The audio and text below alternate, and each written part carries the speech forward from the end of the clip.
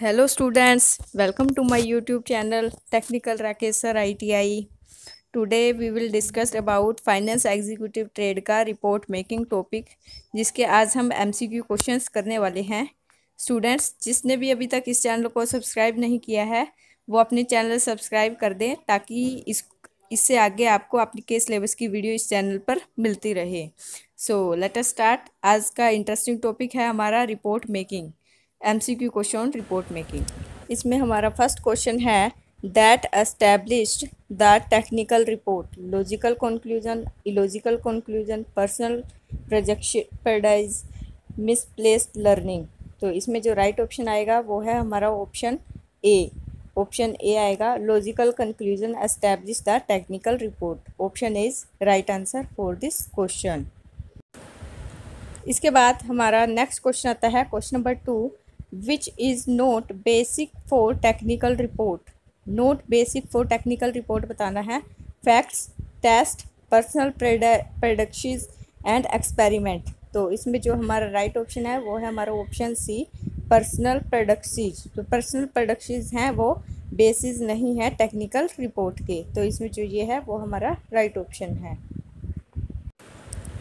अब हमारा third question है, इसमें shorter report is consider to be age. Shorter report को क्या कंसीडर किया जाता है? 1 to 5 pages, 3 to 5 pages, 4 to 5 pages या 2 पैराग्राफ। तो इसमें जो राइट ऑप्शन है वो है हमारा ऑप्शन ए, 1 to 5 पेजेस जो होती है। इसके बाद नाउ अब हमारा फोर्थ क्वेश्चन आता है क्वेश्चन नंबर 4। क्वेश्चन नंबर 4 में हमें क्या पूछा गया है? In technical writing the largest report termed is. Technical writing में लार्जेस्ट रिपोर्ट क्या होती है? कंक्लूजन या recommendation, option B discussion, option C heading या ऑप्शन डी फुटिंग। तो इसमें जो हमारा राइट ऑप्शन आएगा वो आएगा ऑप्शन बी, डिस्कशन। जो डिस्कशन होती है वो हमारी क्या होती है? लार्जेस्ट रिपोर्ट उसको बोला जाता है। आफ्टर दिस क्वेश्चन अब हम अपने नेक्स्ट क्वेश्चन पे चलते हैं। नेक्स्ट क्वेश्चन है हमारा, in a technical report which of these must be avoided. किस चीज़ से हमें अवॉइड करना चाहिए, बचना चाहिए? Facts, logical conclusion, objective evaluation या सब्जेक्टिव इवैल्यूएशन। तो राइट ऑप्शन आएगा सब्जेक्टिव इवैल्यूएशन। तो ऑप्शन डी जो है वो हमारा राइट आंसर है। इसके बाद हम अपने नेक्स्ट क्वेश्चन पे चलते हैं। हमारा नेक्स्ट क्वेश्चन है इसमें क्वेश्चन नंबर 6। क्वेश्चन नंबर 6 में हमें क्या पूछा गया है? Once getting problem identified with its causes, next step involved in choosing team lead, identifying solution to problem, identifying the problem, all the above। तो राइट ऑप्शन क्या आएगा इसमें? Option D, all the above, क्योंकि ये सभी चीज़ें हम इसमें इन्वॉल्व करेंगे। नाउ इसके बाद हम अपने नेक्स्ट क्वेश्चन पे चलते हैं। हमारा नेक्स्ट क्वेश्चन है क्वेश्चन नंबर 7। क्वेश्चन नंबर 7 में हमें क्या पूछा है? We, us and our are example of contraction, pronoun usages, name usages या नाउन। तो इसमें जो राइट ऑप्शन बनेगा वो हमारा क्या बनेगा? प्रोनाउन, क्योंकि हम ये नाउन की जगह पर वर्ड यूज़ करते हैं। जो नाउन की जगह यूज़ किए जाते हैं वो प्रोनाउन होते हैं, तो इसलिए क्या आएगा? Pronoun usages. तो ये हमारा राइट ऑप्शन है। अब हम इसके बाद अपने नेक्स्ट क्वेश्चन पे चलते हैं। हमारा नेक्स्ट क्वेश्चन है क्वेश्चन नंबर 8। ए रिपोर्ट में B use for reading, hearing, both A and B या नन ऑफ दिस। तो राइट ऑप्शन है C, both A and B, क्योंकि जो रिपोर्ट है वो रीडिंग और हियरिंग दोनों कामों के लिए यूज़ की जाती है। नाउ इसके बाद हम अपने नेक्स्ट क्वेश्चन पे चलते हैं। नेक्स्ट क्वेश्चन है हमारा क्वेश्चन नंबर 9।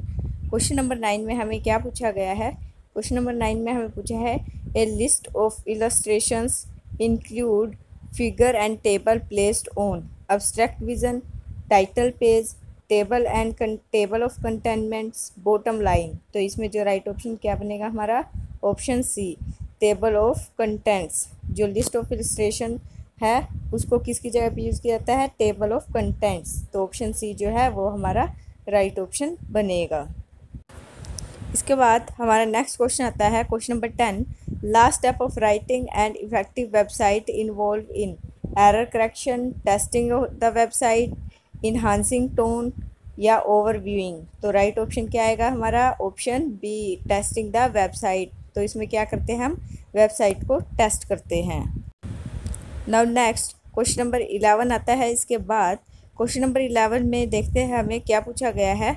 क्वेश्चन नंबर 11 है हमारा, which of these is not a parameter in report? Extent of information, quality of information, age of writer या एबिलिटी टू एक्वायर इंफॉर्मेशन।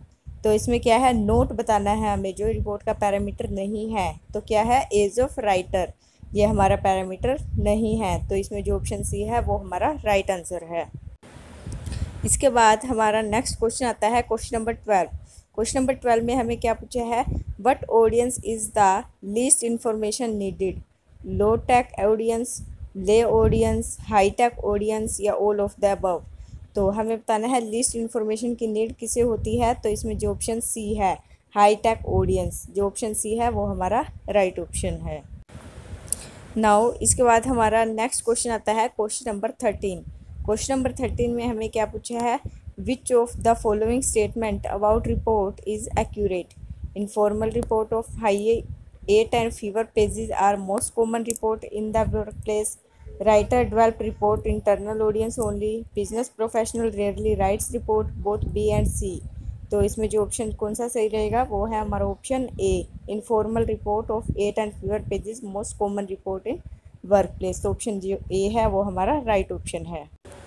अब हम अपने नेक्स्ट क्वेश्चन पे चलते हैं, which of the following is most likely to be written as an informative report? A recommendation from information technology department that your company install a wireless network. Summary of information presented at recent conference for technical writer. A comparison of 5 handheld communication device that your company might purchase. या option D, a feasibility study address tutors reimbursement of employee। तो ये हमारा right option है, option D. अब हम अपने next question पे चलते हैं, रिपोर्ट द प्रोवाइड डाटा और finding analyze and conclusion are informal reports, progress report, summaries या एनालिटिकल रिपोर्ट। तो राइट ऑप्शन क्या है हमारा, ऑप्शन डी, एनालिटिकल रिपोर्ट जो है वो हमारा राइट ऑप्शन है। इसके बाद फिर हमारा नेक्स्ट क्वेश्चन है, नेक्स्ट क्वेश्चन में क्या पूछा है हमें, विच of the following report is an example of analytical report? Analytical report का इनमें से कौन सा एग्जाम्पल सही है? तो राइट ऑप्शन कौन सा आएगा इसमें, a report recommending and anti tourism security system for mass transit. जो ऑप्शन सी है वो हमारा इसमें बेस्ट एग्जांपल है एनालिटिकल रिपोर्ट का। तो ऑप्शन सी है वो हमारा राइट आंसर है। इसके बाद हम अपने नेक्स्ट क्वेश्चन पे चलते हैं। नेक्स्ट क्वेश्चन है हमारा, the direct pattern of organization is appropriate for a business report when reader need to be educated, must be persuaded, must be disappointed और hostile are informed। तो राइट ऑप्शन क्या है हमारा, D, are informed. When reader are informed, उनको informed होनी चाहिए। उसके बाद अब हम अपने नेक्स्ट क्वेश्चन पे चलते हैं। उसके बाद हमारा अगला क्वेश्चन है, report convey information, answer questions and present your opinion, comply with government regulation, solve problems, none of these. तो राइट ऑप्शन क्या है, option C, solve problems. Now next question है हमारा, report that present data without analysis और recommendation are. जो report हमारे data को present करती है बिना किसी एनालिसिस और रिकमेंडेशंस के, तो उस रिपोर्ट को हम क्या कहते हैं? Justification report, analytical report, both A and B या इंफॉर्मेशनल रिपोर्ट। तो राइट ऑप्शन कौन सा आएगा हमारा, ऑप्शन ए, जस्टिफिकेशन रिपोर्ट। वो रिपोर्ट कौन सी होती है, जस्टिफिकेशन रिपोर्ट होती है।